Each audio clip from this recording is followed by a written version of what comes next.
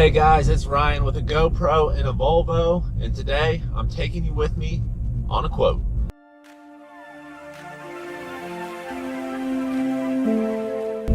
Hi, welcome back to Long Crack. Ryan with a GoPro and a Volvo. Thank you so much for joining us. Really appreciate everyone liking and subscribing. It means so much to us. But today, I am not on my way to an average quote. This is going to be a commercial account. We're actually handling two commercial accounts for a company out of Ohio. We're in northern Kentucky, just south of Cincinnati. This guy's company is based in Cincinnati, and he runs a multi-million-dollar lawn and landscape business. This guy is super professional. I'm honored that he trusts us to handle these accounts across the river for him. He subbed out his first work ever to us this year. Went very well. We handled 4 properties for him. Everything went really smooth, as I would expect. And he got contacted by somebody he calls a real player in the real estate market. So this is like a strip mall. I'm not exactly sure. I know there's a Penn Station in there. I'll get some footage when I get to the location. And I'm gonna I'll ask Jeff if he wants to hop on the podcast or something, because this guy is a wealth of knowledge. He's actually from Canada, moved down here, started this company, I believe back in the 80s. He's been doing it a long time. He looks like he's like 40 something, but I know he has to be older than that. He called me earlier this year, like, I'm going back to Canada for a couple months, gonna hit the slopes, see the family, blah, blah, blah. He's running a real business that does not involve his time. And I just wanted to share this with you. Once you get going and you handle, it's easier to start with residential accounts for sure. You need to get established. You need to get some reviews. Reviews are crucial to a lawn and landscape business. If a potential customer can hop on the internet and see that you have Facebook reviews, Google reviews, Yelp reviews, those are the 3 you want. Yelp goes to Bing, Google's obviously for Google, and Facebook. Most people are on Facebook. Like over 1 billion people get on Facebook every single day. So if you're not getting reviews, I highly recommend to do that. But go down here, see what Jeff has to say. Really excited about it. And yeah, I'll catch you on the property. We'll take a look at it and then we'll discuss it as I'm leaving. Okay guys, so we're here on site at this quote. So we have this strip down here, then we'll come around the rest of the property. We're up against the main road, so we'll be dealing with some trash for sure. Got these beds. This is a decent sized place. It's not huge or anything like that, but it'd be a nice pickup for sure. There's the strip mall. Brightview just rolled up as me and Jeff were talking about this place. So I don't know if they maintain it or if they're just in there eating, but a lot of empty beds here. All these beds in the islands in the parking lot are just empty. They're all humped up. There's a lot of excess mulch on this place. We come around to the corner. What's something that's really funny about this place is there's way more plants on the back side than the front side, which just seems odd to me, but you can only enter from the back side, so maybe that's why. But still, the main roads are out here. You would think you want this place to look good. This is actually owned by a conglomerate real estate investing holding type company out of Chicago. So we're at the shops of Fort Wright. Couldn't see that. But this is what we're looking at. If you haven't got onto a commercial property yet, this is what you can expect. If you already do commercial, you already know what to expect. They want the beds weed free. That's probably the reason why this company's losing it, or because of the trash. There's trash all over the place here, and they obviously just mowed and left a lot of the trash sitting here. So if you want to get these accounts and keep them, you got to do the scope of work, which says pick up the trash and keep the beds weed free.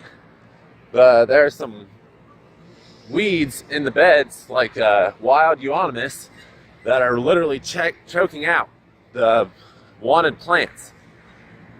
So on this side, we go all the way to the stop sign right there.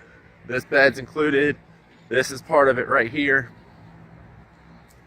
And then based off the site map that me and Jeff were looking at, it looks like that staircase right there is the property line. And we have everything to the left of that. I say we have it. I mean, there's like a 98% chance we're going to get this. Jeff is going to go look at the properties we've been maintaining for him this year, so I'm kind of nervous about it. He doesn't come down to northern Kentucky that much. But this is what I'm talking about with all the plants on the backside of the building. It's kind of funny to me that they put all their plants on the backside. When you can't really see it, it's kind of down this little hill. And this is there's a Walmart up here. Bus stop. More plants, more trash. So as far as like cutting the grass, whoever's doing this, they're not doing a bad job of cutting the grass. And actually, the grass is pretty weed free for the most part. There's more weeds in it than I would like, but you know, that's not the reason they're losing the contract. They're losing the contract because they didn't pick up the trash and they didn't keep the beds weed free. And look, there's, you know, I kind of don't feel like that kind of trash right there's the landscaper's responsibility, but at the end of the day, it is. If you don't want to pick it up, you can lose the account like this. I always really don't like areas like this. Like me personally, I would trim this area out instead of busting a push mower out to do this. I think it would be more time efficient and even possibly look better if I did it personally, or any of my guys trim that. It would look better than doing it with a push mower. But that's what we're working with, so I'll hop back in the car and we'll talk about it a little more. Okay, so just walked the property, just met with Jeff. That guy is meticulous. I am really seriously nervous about him going to check out the properties that we're maintaining, because I haven't gone to 2 of them all year. And the one he is the biggest one, it's 2 executive buildings right next to each other. And I was there roughly a month ago, maybe 6 weeks ago, and I pulled all the weeds personally, sprayed a bunch of Roundup. But I'm not super confident that it's going to be up to his standards. But there is like a property manager guy that drives around all the properties that I forget the guy's name, but Jeff maintains 38 properties for this one guy. He's a big shot in the Cincinnati area, and his property manager has not said a word all year about the condition of the property we're maintaining. So I'm feeling pretty good about it, but you never know. Jeff kills me. He goes, yeah, I'm tired of employing these guys. You know, it's just so hard to find good help. He's like, I took it down from 47 employees to 12 this year, kept all the work. He's like, my guys made a lot of money. I'm like, yeah, I would hope so. But he said next year he's dropping $500,000 in revenue. He's just not going to bid on it again. And so he's dropping $500,000 in revenue, and he just bought 3 trucks, which cost him $187,000, and he wrote a check and bought them. So, just saying, you can make a lot of money in this industry, just like Jeff does. And he does not look like a super rich guy. He's driving a probably 5-6-year-old Toyota Highlander with a dented bumper. But that guy has a lot of money. He's doing really big things. He has a mulch blower, like I told him at this place, since we just mow and spray, really. You know, this mulch is way too much. I would never even consider doing the mulch here, and he already knew that. So he's like, my guys will knock this out in an hour and a half. I'm like, yeah, okay, that's great. Have them come do that then. So I'll let you know if I get it. I'm pretty confident we will. I'm about to come up with my quotes. I'm going to do man hours for the pruning. I don't have to worry about the mulch. Estimate man hours to keep the beds weed free. Man hours to mow. And that's just going to correlate to my price. Even though I pay by percentage, I still base my price off of how many man hours does this job take. and I'll measure it on the computer to get the square footage to just reconfirm how much grass can we cut in that amount of time, and then that'll just tell me exactly how much to charge for the fertilization weed control part of this job. They want summer flowers here, summer annuals, and we were kind of like, where do they want them? And we're not really sure about that, so we'll have to figure that out at some point. But, you know, like I said, we don't even have the job yet, so we don't really need to get too far ahead of ourselves.